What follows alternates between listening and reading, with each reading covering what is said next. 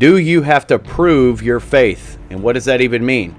Did Noah prove his faith when he built the ark, when it hadn't even rained yet?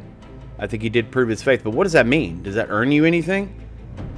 What does it mean to walk out your faith? How do you apply that, what Noah did, to our Christian walk? Now, how do we build our ark? How do we prove to the world around us that we believe God?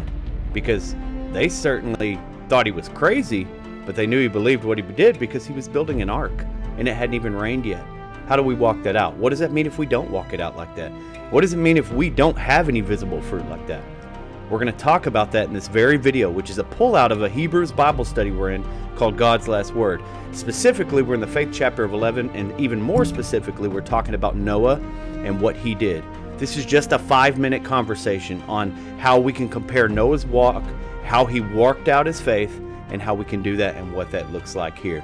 Stick till the end. It's only 5 minutes, and if you like it, go check out the full video, which is on YouTube, the full video of the entire discussion from start to finish, not just this pullout of that specific topic. And if it blesses you, please, and only if it blesses you, consider subscribing and liking. Love you. God bless. Enjoy. He was showing them, hey, this is bad. God said, hey, he's pronounced judgment. This is coming to an end. You need to repent and realize what's going on here. And so by him building that every day, he was demonstrating to them that this is going to change. There's something going on here, and y'all need to be paying attention. That's the reason why they were being condemned, because they walked by every day mocking it, making fun of it, just like that we see today. We see people doing this. Oh, it's God. You got to believe in some God and this and that. You got all these different mockings that you got coming in. And, and I say seen and unseen. You got people that maybe not mocking that way. Maybe they mock it in another way. Do you know you can mock God by not believing him?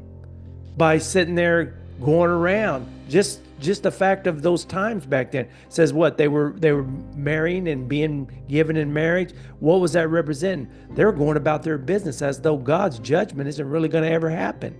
That's what they were doing. So you can mock God in that way by not taking his word seriously.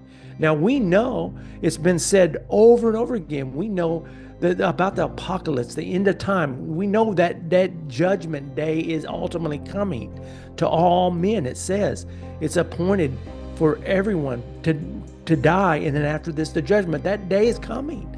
God has proclaimed that. So if we really believe that, then we too, like Noah, need to be building our ark. What ark are we building? You see, this is my encouragement for everybody. Are you building an ark for your family? Are you building an ark for those around you? Because it says he went and got those. That ark wasn't just for Noah's family, but he had to bring all the animals in too, right? So He was building a way of salvation for all those. So the ark represents Christ. Christ is our ark. He is that refuge that we go into that's going to protect us from the storms of judgment. But the thing is, and that's our message, just like Noah's message was, I'm building this ark. It's only going to be one way out of this. Only going to be one way out of this. Well, that's what we're doing.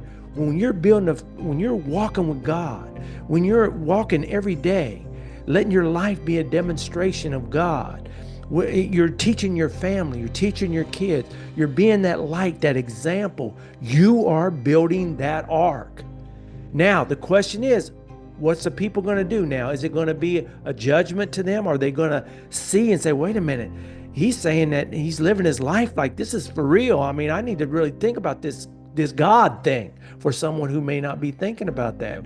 So remember, we're building that ark too. And my question is, what ark are we building? Make sure that we're doing the same thing. Keeping it on the subject of faith, but using that illustration, that's and I want to be clear, I'm not perfect at this. Nobody is. This is something we all got to work on, doing this thing. But how this ties into faith, just say, how are we, your illustration, Dad, how are we building our ark? Well, when he was building the ark, it was contrary to what everything in the world was doing. And that's kind of how a Christian walk is supposed to look like. It's supposed to be a light in a dark area. And by faith, we are having to build that ark, aka walk this Christian walk, contrary to the world. And that's gonna take faith. Because if everybody, including nowadays the church itself, everybody is telling you this, this, and this, the world's normal, or agreeing with the world, and you've got to walk contrary, and you have to stand up to things that are not representative of God. That takes faith. And that's how we can tie faith into that same illustration as we're building our ark, which is our Christian walk and our sanctification process and being the light of the world. Do we understand that that is going to make us contrary? Are we contrary? Is our walk contrary to the world, or does it look the same? And that's something we can examine. That's something I need to self-examine. That's something that I need to be convicted by as I walk through this life. So this isn't me telling you what to do. This is saying, this is something I need to look at. Like, is my walk like building an ark when it hadn't rained yet? Is that what my walk looks like? Is my walk the only person on the planet that is doing something different than everybody else?